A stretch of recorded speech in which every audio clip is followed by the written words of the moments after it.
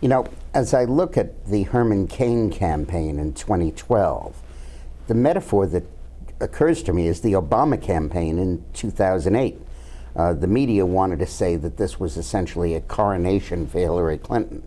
And in 2012, they want to say that it's a fight between Perry and Romney. But the people hadn't been heard from in either case.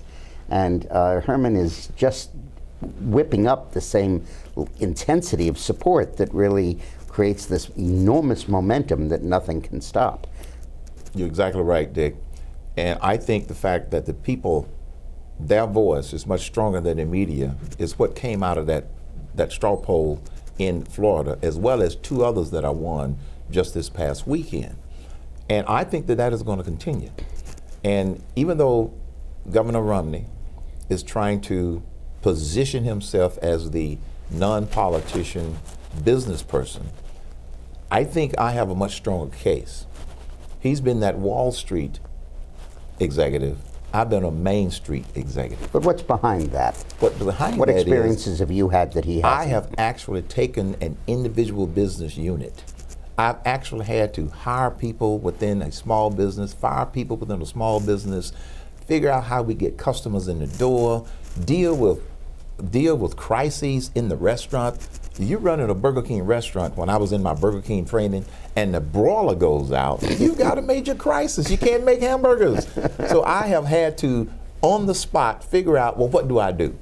And I had to think on my feet, and I basically went and talked to every customer that was in line, every customer that was in the drive-thru, explained the situation, and most of them stayed. We couldn't serve them hamburgers, but we could serve them chicken sandwiches and fries and Cokes, and they stuck around. I was with a guy the other day going to a speech in Evansville, Indiana, and he was a small businessman, and he said, you know, Herman Cain has been through what I've been through.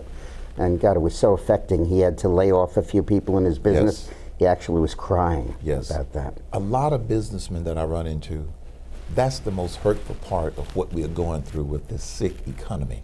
This economy is on life support. And I have business. I was at an event just about 2 weeks ago, and a builder comes up to me, literally with tears in his eyes.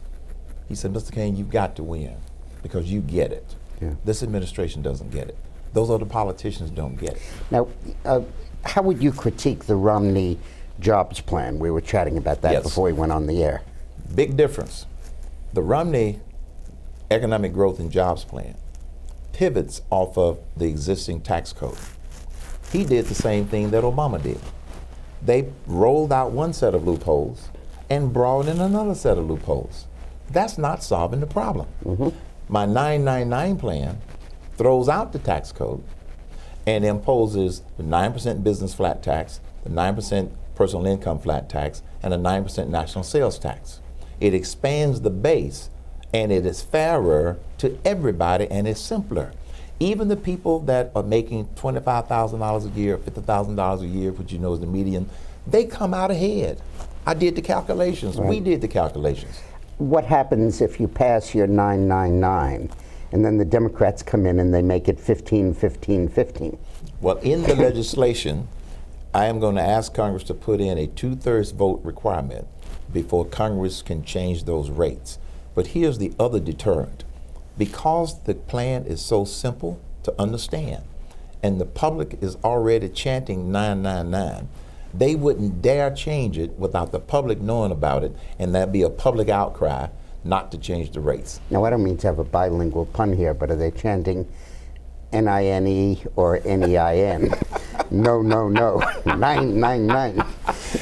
I had a supporter the other day, he said, Mr. Cain, I know, he said, I'm from Germany and I have a German accent. Right, and they keep saying I'm saying no, no, no when I say 999. I said, you just keep saying it, we get the idea. That's right. But you're absolutely right. But that's a fascinating point, that essentially what Romney's plan would do is restore, in effect, the status quo ante before Obama took over. Yes. So we get rid of all these stupid Obama regs, but we don't do anything about the economy that fell apart. You're not fixing the problem. He even has in one of his 59-point plans, one of the points, okay, he draws it at $200,000, where Obama draws it at $250,000. Yeah. My point is this, it doesn't solve the problem. Right. And the other thing that it doesn't do, which is the biggest thing we need to do, is to provide certainty to the business community. Certainty is what they're looking for. Simplicity is what they're looking for. That's why I have a lot of business people saying that they love the 999 plan. You know, I've always felt that we have two distinct diseases. The ills that affected the economy that caused the 2008 crash. Yes. And then the cure that Obama administered, which we're allergic to, which is triggering a reaction. And what you're really saying is Romney's just curing the cure. He's not curing the disease. Exactly. He doesn't focus on the right problem. And the right problem is get this onerous tax code off of the backs of businesses, off of the backs of workers, and put in something that's going to inspire businesses to want to grow again, because that's what's missing. Well, sounds pretty good to me. Thanks for coming. My pleasure, as always, Dave. Thanks. Good.